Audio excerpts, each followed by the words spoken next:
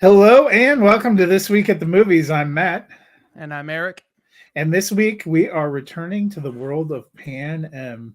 It has been 11 years since the original Hunger Games film debuted in 2012, which kicked off a franchise, 4 movies over 3 books. Borrowing from the Harry Potter model, they split the final book into 2 installments, and it's worth questioning Yep. why that happened. The original franchise for me ended up being a little bit of a law of diminishing returns by the end. We will get to our original Hunger Games franchise rankings later, but it has been 8 years since we've seen any Hunger Games movie, the last one dropping Mockingjay Part 2 in 2015.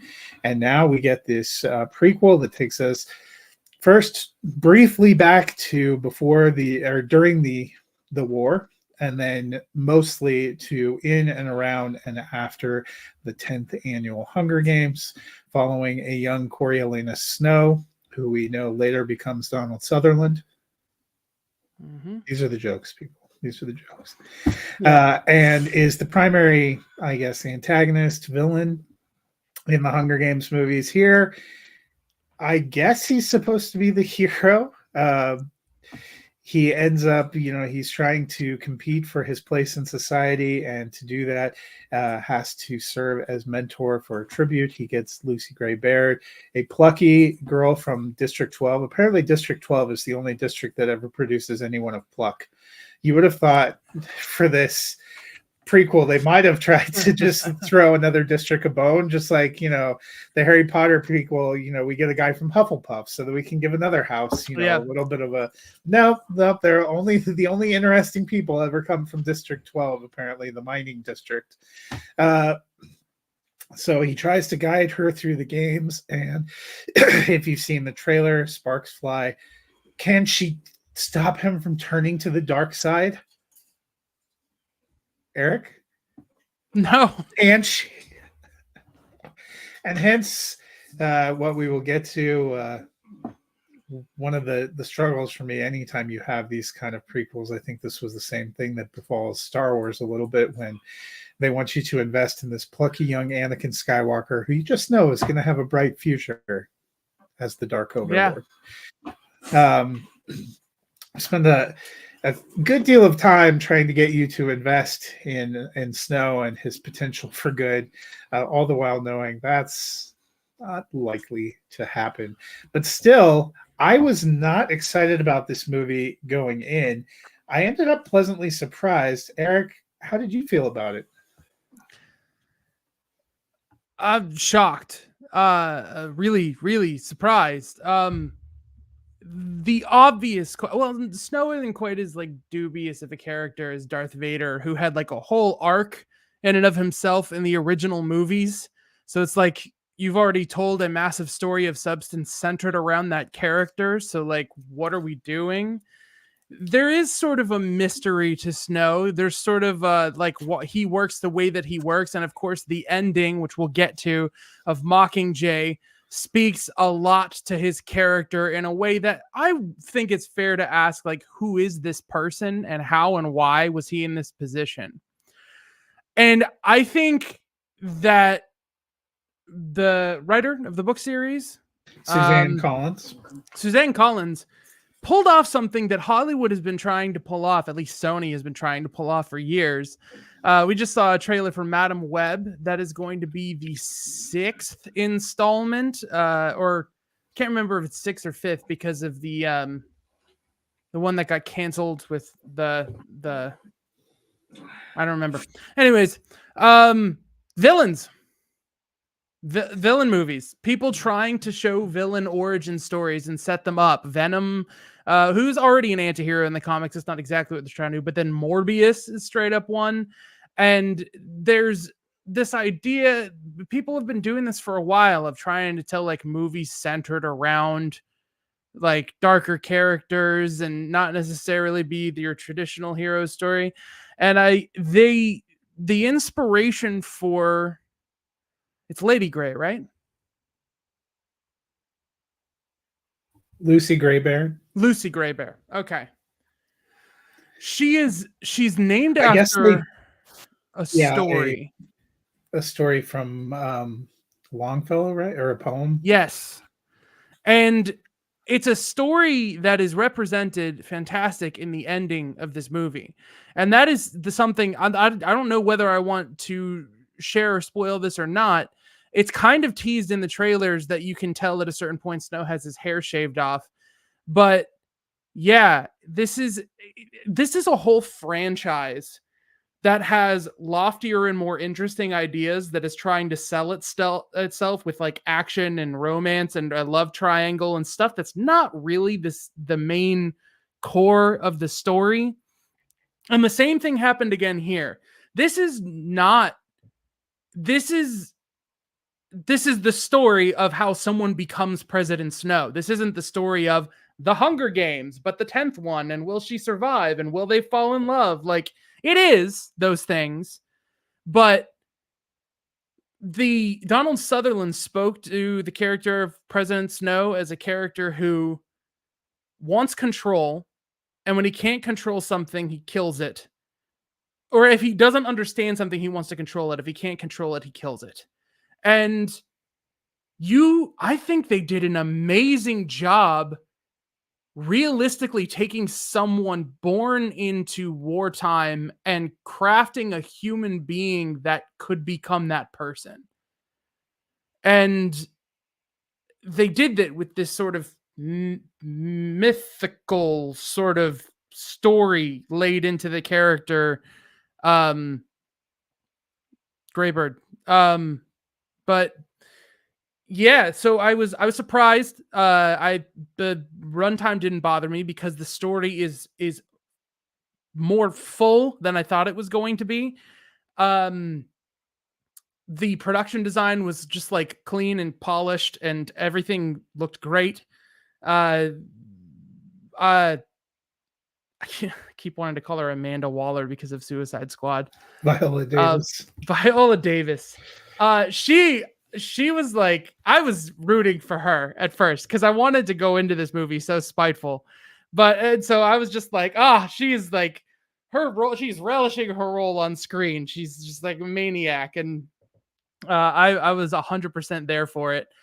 Um, yeah, it built, it validated the story of how does someone become President Snow, and that is something I didn't think they could honestly pull off. I predicted an action blockbuster with a tragic ending of like a girl who died, and that's how he became cold-hearted, and that's how he, like it was going to be there was an even eviler guy in charge of the Hunger Games before, and they caused his love to die, and so like he took over out of spite, or something we've seen before. And I saw something I didn't quite see before. So that's a really hard thumb up. It didn't blow me away. It wasn't the most amazing thing ever, but those are pretty hard thumbs up. Yeah, you know,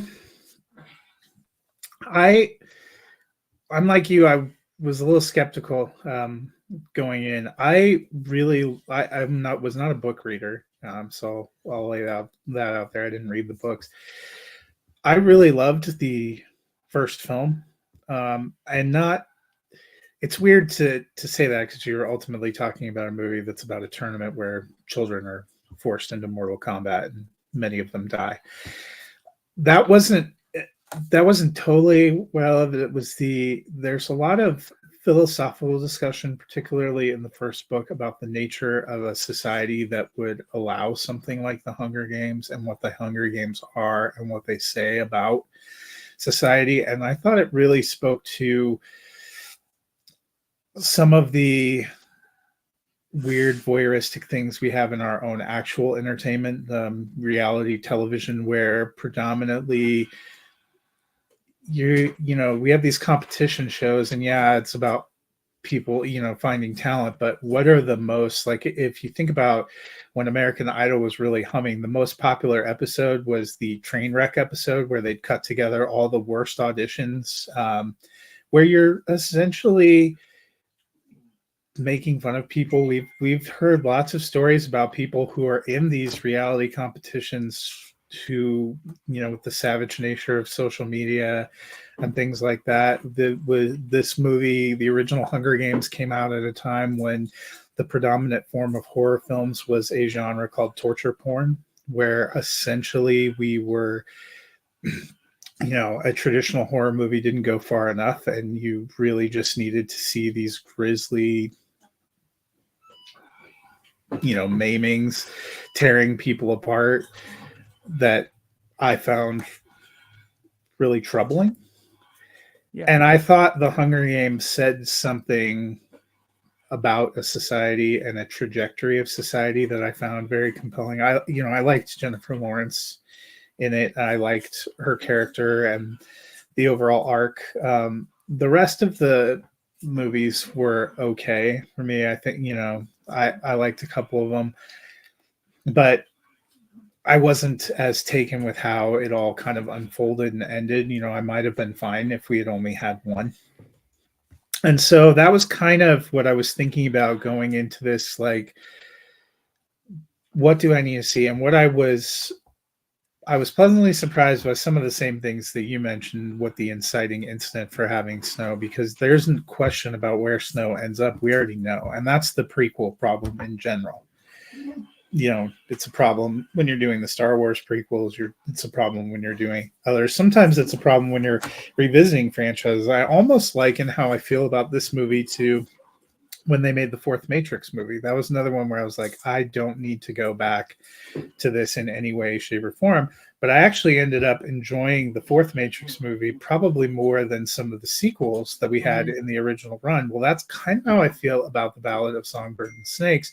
It goes back to, it spends a lot of time with the kind of philosophical question of a society, probably more so and in even more strident ways than the original Hunger Games movie, because you're actually talking about people from the Capitol. That was the sort of the initial position you have for Sejanus Plinth, what he's fighting against, and even Dean Castor Highbottom, the way he's completely destroyed as a person for being associated with these games. And when you get to the end and realize why, that he made it up sort of as a joke, and then his friend turned it in to get credit, and they put it in place, and suddenly he becomes famous for creating this tournament where they're massacring children every year. There was a lot that interested me about that. And they really did make kind of a compelling case. Where Snow ends up, but for a while you're rooting for him. I particularly liked and was compelled by a lot of the sequences in and through the games itself. When he gets sent into the arena, obviously the stakes of, he got sent into the arena, he might die. We know there's no chance he's going to die, but will he have an experience that shapes him? Yeah. And how he, struggles to get her. You didn't know for sure that Lucy Gray Baird wouldn't die. So there were some good stakes there, and kind of the way they feel totally broken and sick when the poor girl drinks the water. And you're just, they almost found like their Rue moment in that. Yeah. That's just kind of heartbreaking in its own way. I liked the musical numbers. Rachel Zegler, we obviously know, is a fairly decent singer, having done West Side Story.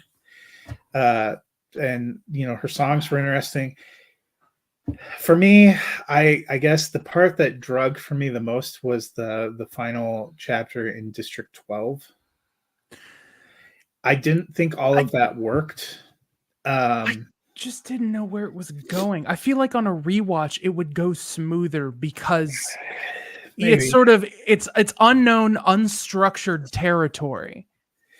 But it was hard to kind of go back and forth with his conflict, because fairly early on he makes that recording that he clearly sent to Viola Davis, like selling his friend out, and the whole back and forth about where he feels conflicted or that he might actually be thinking about leaving.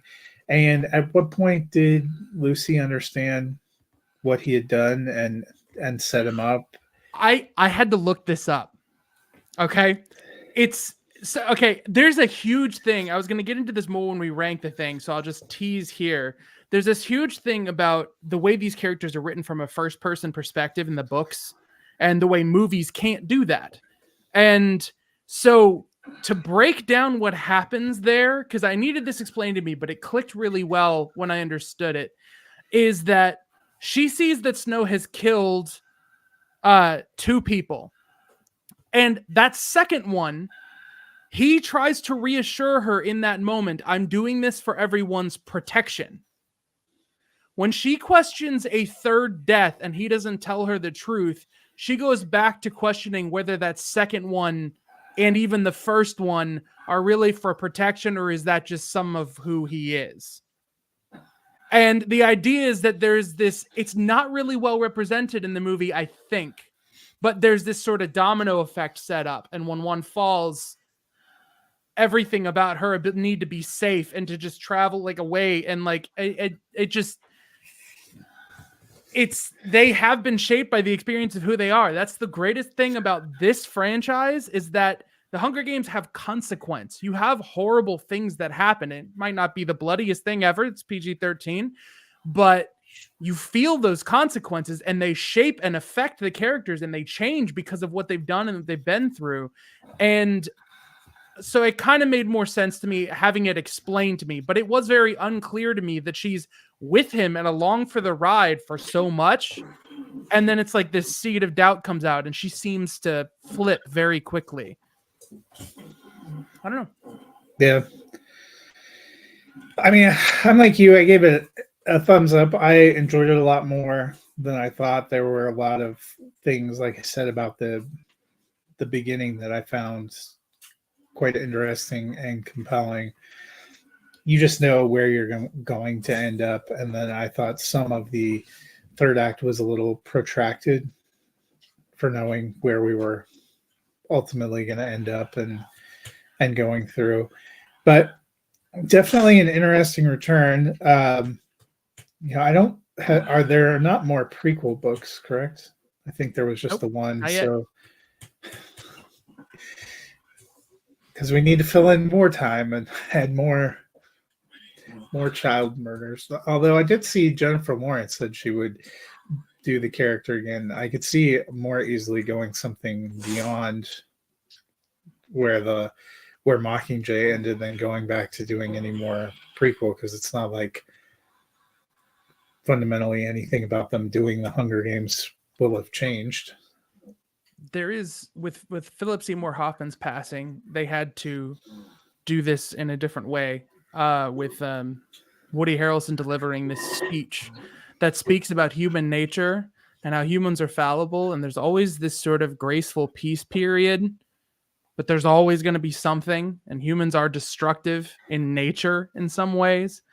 And I think you're right. I think there is something to a future of like, what does the next generation do when their parents are trying to create brand new solutions for how to deal with problems after having grown up in that world? I think it's I would trust this writer to find a very thoughtful way to explore that. Yeah.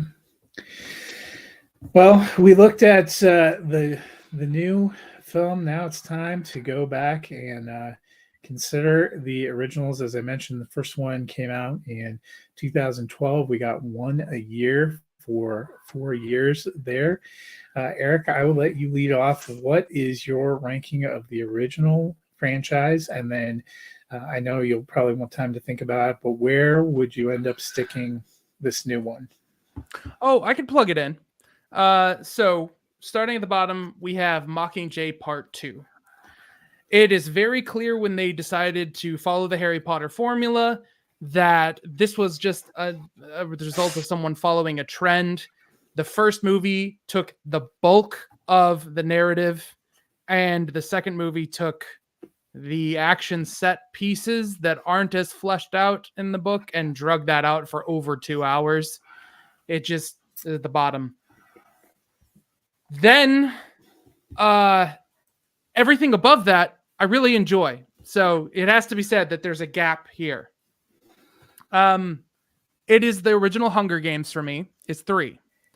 And that, I think, is a consequence of when I saw the movie, it wasn't my first exposure to the story. I read the books. And the way I feel about the books is very much the way you feel about the movies, from what you're saying. They made an amazing, thoughtful book, and then someone said, write sequels. And they kind of go the way they go. But so the first Hunger Games movie, it's just like, as it stands, like with filmmaking, with the tight shots and the handheld cameras and some of the ideas, and having bias in my head from like what some of the ideas are on the page and versus how they come across, and also not being able to be in Katniss's head. There are some things with the romance and the way that she plays the game that are different. So it's the Hunger Games, then Mockingjay Part 1, emotional, great. Then Songbirds and Snakes is my number 2. And then Catching Fire, where I think the first one was lower budget. They had a bigger budget. They swung in. Finnick is one of my favorite characters. Joanne is another one of my favorite characters. Like everything, again, it just feels like Consequence, but polished and with like money behind it. And I had a blast with that movie. So Catching Fire is my number 1.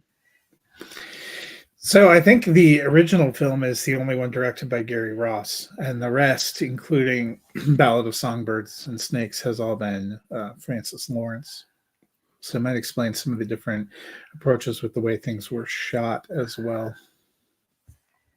Just a different kind of visual. For me, I'm very much like you. Bottom would be Mockingjay Part 2. I just thought it was a very underwhelming conclusion. And also by then, I don't know that I needed 4 films, like I mentioned, for this. Number 3 and 2 are real close for me. For 3, I have Catching Fire, which I liked it okay, but there were a part of me that felt like we were just taking the same people and putting them back in the games. Which was something of a bummer, but it's where the revolution starts. I liked some of the shots and set pieces in Mockingjay Part 1 a little bit better, which is why I have it a little bit higher. But then for me, the first one was really it. When I did my countdown last year with my top 50 favorite films of all time, it's in there. Oh, cool. Because it was my number 1, I'm pretty sure, the year that it came out. There was a lot about that idea that I liked, some of their interactions that I found really moving. I've been thinking about Songbirds and Snakes. I'm probably a little bit like you. I almost feel like I would slot it in now in the number 2 spot. I feel like I need to go back and rewatch some of the original ones again. Because sometimes I worry about recency bias and how that would impact my feelings about them. The way I saw these movies is I watched 1 when it came out and a couple of times after, 2 when it came out and then never again, Songbirds and Snakes, then Mockingjay Part 1 and 2. Oh, you had never seen Mockingjay? I had never watched I just read the book, and I knew where the book was going with everything. So like I just and honestly, I think everything makes more sense in the movie. The second and third and fourth movies, I think, better deliver on the ideas that are in the books. But there's a very interesting parallel between the first story and Songbirds and Snakes, where the main character is someone who in their head is a survivor who is tweaked by the world that's around them, and they're playing a game more often than the movie tells you. And like if I remember correctly, it's been a long time since I read the book. The big moment where they decide to eat berries at the end of Hunger Games, I don't think that Katniss even it's literally just on I don't want there to be a winner. It's a strategic thing. There is no emotional attachment to PETA. And it's very bizarre. Like they have partnered and stuff like that, but and you can tell, and this is kind of again a little better served by the movie, that they do have a relationship. She's just not really aware of it. She is very calculated, and it's kind of the The love inverse triangle with part of the Snow. original one is probably my least favorite aspect of the whole thing. It's like, who will she end up with? Who gives? It is that was created because of Twilight. That is barely present in those books. That was eye rolling to me anytime it was brought up, Well, the and it's love kind of triangle in Twilight's not very compelling either. Who will no, she but end up it with? sold merch. That's that's the thing I think they were trying to do. But yeah, so Snow is like the inverse of her. She's he is calculated. Where Katniss is not falling in love and having to pretend to fall in love to survive, he is Snow, but he is falling in love and cannot let that be known in order to play everything off. And for both of those being adapted into film where you But don't he's get also like an inner monologue. distrustful that she's manipulating him. Yeah, but and Like that's that again, moment at the bar, like, is this even real? yeah. Am I putting myself on the line? Yeah, that's like one of those things with PETA. They did a much better job, I think, in the movie. In the book, his mind is messed with, but it is in the movie, I think, fed much better by a truth that the amount of game playing that Katniss had done was exposed to him, and he realized he'd been manipulated, and that was their way into messing with his mind. And that was delivered way better in the movie than it felt to me reading the book. But then again, when I'm reading a book, it's up to my brain to interpret things. So, yeah. Anyways, yeah, that's just those. I think the first Hunger Games and this movie pair really well together. Yeah. Well, and that's probably what when I think of the original Hunger Games, what I'm most fascinated by is that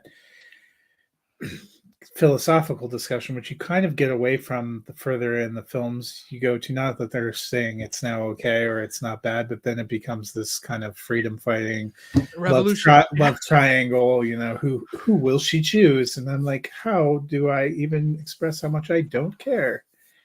Which is ironic. And that's kind of what I felt in this prequel. An interesting film. We'll see how it does. Not a lot of things are doing very well at the box office. We both enjoyed the Marvels, and it had, I think they said, the lowest box office of any MCU film so far. I think early tracking numbers for the Hunger Games prequel weren't that great either.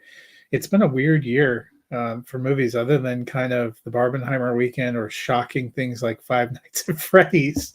Yeah. We just haven't seen a lot of things hit and resonate with mass audiences. Mm-hmm. So that may Yeah. put them off doing more also.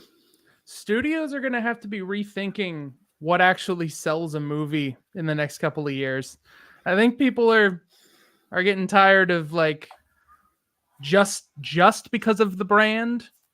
Like I don't think they can ride that well on it. I just started watching Loki, and I'm in love. But I'll talk about that some other time. But yeah, Marvel is a very interesting one because that is such Started a watching the first huge, season or the second season? the second season. Hey, you The haven't finished it yet. no. Oh, maybe if you finish it by the end of next week, we can start about talking about the story of a tyrant, and then hopefully the story of a tyrant who got redeemed. Yeah, that's not bad. Yeah, I'm having this whole vibe this week of what year is it? We got Scott Pilgrim coming out in a new Hunger Games movie. It's like it's and literally they're just doing the Scott Pilgrim story again as an animated. I'm not going to spoil anything, but you're supposed to think that. Oh, I only watched 2, and that was more than enough for me. Oh, you watched 2 episodes? Yeah. Oh, okay. The original film was, I mean, I think it's fine, but I'm not one of the people that You're not one of Paying us. for it for over a decade, so it's like, good. Now I get to see a film I thought was okay as a cartoon. Okay. So, but we're getting almost to the end of where, and it's going to be interesting with TV because we're kind of in this last push for the end of 2023 of big series because of the strikes and everything. It's probably going to be a while into 24 before we have a ton of big content. I just saw because I've been watching football today. I know you're surprised, and forced to watch commercials. CBS did their fall or their premiere week is going to be after the Super Bowl. So network shows looks like are tracking to return at the end of February because Super Bowl is like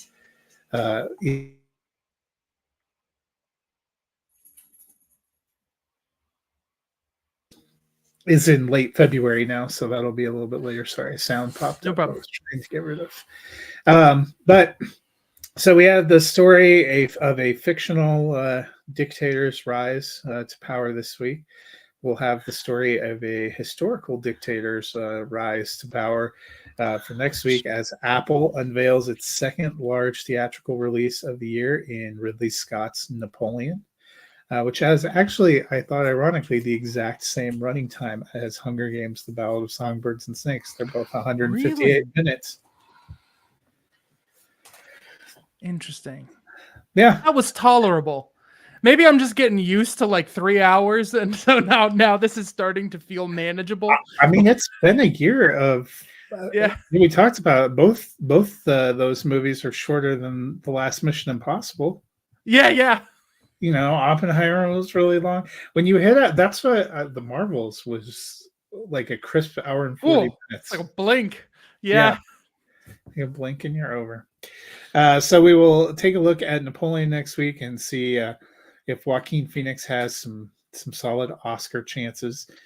Should be an interesting, nothing says family and Thanksgiving like a little tiny short French dictator killing a whole bunch of people as he tries to become the next Alexander the Great. And we'll see if I can try to regrow any care for Ridley Scott. Oh, a lot on the line here. A lot on the line. No, I'm excited about what I've heard. Watching the Napoleon trailer makes me think that Ridley Scott rewatched Gladiator and thought, I wish I would have spent more time with the Emperor. And I wish we would have put some we didn't need the Maximus, dude. Ozzy Osbourne in here. Yeah. Oh yeah, because that's what they have now. If it actually shows up in the movie, that'd be different. No, and I've heard a lot of stuff together in this sizzle reel. What I've heard, I'm excited about. I'm not going to go into it like prejudging it and whatnot. Everyone made a big deal about The Last Duel and so many other Ridley Scott projects, and I just like I love Alien, and like there have been occasional hits, but overall, he's an amazingly talented guy that just does nothing for me. Okay, so Jared Leto's accent in the House of Gucci didn't just bring you into the world. It didn't thrill me. No, it's probably not the worst accent he's done in the character. Yeah. Oh, Morbius. All right. Well, that'll do it for this week. Until next week, we'll see you at the movie.